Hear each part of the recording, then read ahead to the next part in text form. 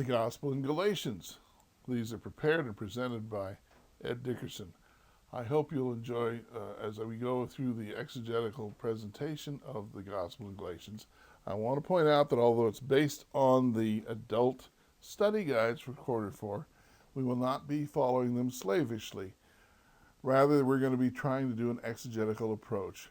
Now, don't get me wrong, the study guides are a marvelous gift to the church, a great effort. I respect and admire the people who put them out, but they're done by a committee, and necessarily there are certain compromises that have to be made in order to serve a wide church like that. But I don't have to do that. We don't have to do that.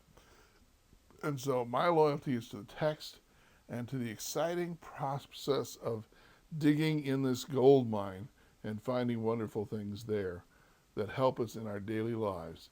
So I hope you'll be joining me and enjoy these presentations as much as I do. Now, whenever we get a piece of mail or whenever we get some information from someone, it's very important to know certain things. And we can use these same techniques on the Bible. The questions are, we look at when I get a piece of mail or a letter, I simply say, well, the first thing I want to know is who wrote it? Who wrote it for me? Where was it written from? What's the return address? You know, someone might be traveling or they might be at home. When it was written, how long it's been in transit. That's important to me because it makes a difference on the events that are there. And who was it written to or for? Because sometimes I get mail that's written for other people. Not only that, but, excuse me, we're always in some way, when we're reading the Bible, reading letters that were written to other people. It doesn't mean they aren't there for us. In fact, they are very much for us. But they were originally written to a particular audience. That author and that audience had an understanding of what was happening, and it's important for us to understand what they were talking about. It's too easy for us to read our world and our meanings into their world, into their text, into their words. And so what we want to do is find out, where was Paul and what was he thinking about? And where were the Galatians in this case, because that's what we're talking about. So when we open the letter, then we find out what did they write and why, the purpose of the letter. Now, the purpose of Galatians is that it's an occasional writing, as many of the epistles of the New Testament are. That is to say, something happened, something's brought to the attention of the author, and he wants to offer his insights, advice, or counsel on that thing. You know, it's like suppose you had a child in college and you heard that they'd broken up with their girlfriend. You might want to write a letter of encouragement. Or you might have a family that had a miscarriage. You want to write some encouragement. There are all kinds of challenges and things that people face, and we want to write them a letter and share with them condolences, joy, celebration, advice, counsel, whatever it may be. That's precisely the sort of thing that happens in every situation that happened in the New Testament times. Something happened in the Galatian churches and Paul. So the first question we want to answer, of course, and I've mentioned it already, alluded to it, who wrote it and who was it written to or for? Now, the who wrote it includes a whole lot of things other than just the name. For example, if you get a letter that's written to you by your boss, it makes a little difference than if it's written to you by a child, one of your children. Or if it's written by your beloved, there's a whole lot of things. And all of that goes into who is this person. It's not just a name, it's their relationship to you. And then who was it written to or for. And this becomes important too, and we'll also look at when it was written, because we need to understand what they understood. When we know what they knew, when we understand what they understood, then we can understand what that writing, what that counsel, what that advice has for our life. In the case of the Roman world, the Greek world, it's really wonderful because they always put it right up front. And here we find it in the first verse. I, Paul, and my companions in faith here, send greetings to the Galatian churches. Now, unfortunately, he doesn't tell us where here is. That would be very useful for us to know. And there's something unusual here because unlike some of the others, it is written to the Galatian churches. It's written to a group of churches, not simply to one church, like, say, the church at Corinth or whatever. And so we need to look at that. I, Paul, my companions of faith here, saying, we know who wrote it. It was the Apostle Paul. It was written for the Galatian churches. But as it turns out, Galatia is not a city. Galatia is, as you can see here, this very large area. That's Galatia. And what's being traced here on the map is the first missionary journey. So you can see that during the first missionary journey, Paul and Barnabas, Derbe, Iconium, Lystra, and Antioch and Pisidia, these were all four of the churches that we know of in Galatia. As time goes on, we'll be able to tell more about who the Galatians were and what all this means. But for right now, it's important to know these are the ones he's writing to.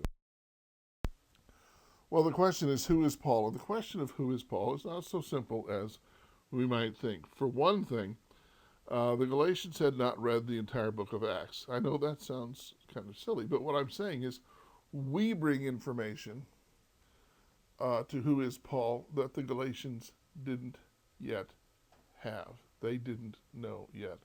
So the Paul that they knew is the Paul that we need to know.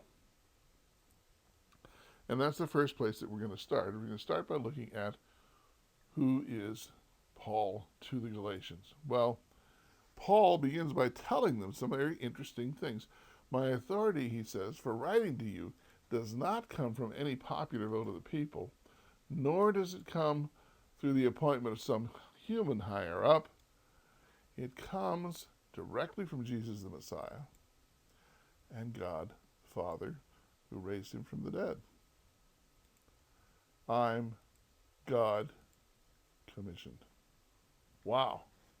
Fascinating. The first question that comes to my mind is, why would you tell these people where your authority comes from? This is an opportunity for a lot of discussion. Basically, the answer that I come up with is that his authority may have been questioned. And he's very particular to say where it does not come from. He is not commissioned by anybody who is a human being who is in some organization. Now, as we will find if we study the life of Paul, again, the Galatians didn't know this entirely, but Paul didn't always get along with the central headquarters. And his point is here is that he was not sent by anybody except God himself. The other thing is that, and this is something that if you're teaching this lesson you might want to draw out, Paul is not one of the 12. You might ask, what makes Paul different than the other apostles? And the answer is, Paul was not one of the 12.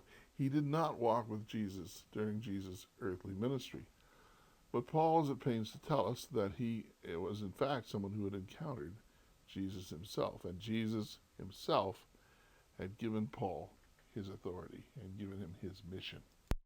In fact, we want to talk about this because the first time we meet Saul, and this is the Saul that the Galatians would have known about, is in Acts 7. I'm using the Message translation not because it's the most accurate, but because it's the best narrative. It gives us the sense of the story, the momentum. Yelling and hissing, the mob drowned Stephen out. Now in full stampede, they dragged him out of town and pelted him with rocks. The ringleaders took off their coats and asked a young man named Saul to watch them. Now it's kind of interesting here. Of course, you knew this, but there's a kind of a weasel factor here. Saul is not the leader, and he doesn't want to be involved apparently directly in the stoning. And I think maybe this weasel factor comes into play a little bit later. So he just holds their coats. He watches them. He doesn't defend Stephen, and he doesn't hurt Stephen. He just hangs onto the coats so other people can stone him to death. I think this whole experience, in fact, I'm certain this whole experience marked Saul for the rest of his life. Many commentators have noted that, and there's nothing in Paul's preaching for his whole ministry that is not based upon the testimony that Stephen gives at this time. So it had a marked effect on Saul. But I think also at the time, Saul felt that he was kind of a weasel. He kind of chickened out in this whole thing. And, you know, this is the kind of thing that happened. Now, here's what they said about Stephen. This is what they accuse him. This man talks nonstop against this holy place and God's law. We even heard him say that Jesus of Nazareth would tear this place down and throw out all the customs Moses gave us. Now, I think it's fascinating. The lesson points out that this is nearly identical to the accusations that were brought against Christ. But it's fascinating to see what is really upsetting these people. Yeah, he spoke against this holy place in God's law, but they're really upset because he mentions the temple and, I love this, all the customs Moses gave us. Wow. Today, considering all the conflict we have over worship styles, among other things, it's interesting to see how eager we all are to hang on to all the customs that we've been given. You know, we like to think we don't have traditions, only Catholics have traditions, but we have lots of traditions, lots of ways things get done, and all you have to do to discover that that's true is to do something a little different and find out how many people are upset. Well, I think to make up for his lack of zeal, we find later on that Saul, it says he just went wild, devastating the church, entering house after house after house, dragging men and women off to jail. This is the Paul that everyone had to come to know, one who came to preach to Galatians after he'd been through this. All this time, Saul was breathing down the necks of the master's disciples, out for the kill. He went to the chief priests and got arrest warrants to take to the meeting places in Damascus. This is fascinating because Jerusalem and Damascus are not close to each other. Depending on how you go, there's something like 150 or 190 miles apart as you have to travel. Considering that it was all taken on foot, he was pretty eager to go up there and hurt Christians up in Damascus. He got himself ordered. So if he found anyone belonging to the way, whether man or woman, he could arrest them and bring them to Jerusalem. Another fascinating thing is that they were not yet called Christians. In fact, they considered each other, they were followers of the way. That is what they would refer to each other as at the time. If you'd been there, you wouldn't have said, are you a Christian? You would have said, are you a follower of the way? So that's Paul, we know. It's kind of interesting because he set off to Damascus, and of course he had the tremendous experience there that's recorded here. I love the way he puts it here. Saul, why are you out to get me? Saul, of course, says, well, who are you? Who's this talking to me? I am Jesus, the one you're hunting down. Well, of course, we know what happens. He's told to go to Damascus, to the home of Ananias. Ananias, of course, is fully aware of Saul's record, and he protests and said, Master, you can't be serious. That's fascinating because the master he's talking to is the one he meets in vision. God's giving him a vision, and he says to God, Master, you can't be serious. Everybody's talking about this man, the terrible things he's been doing, his reign of terror against your people in Jerusalem.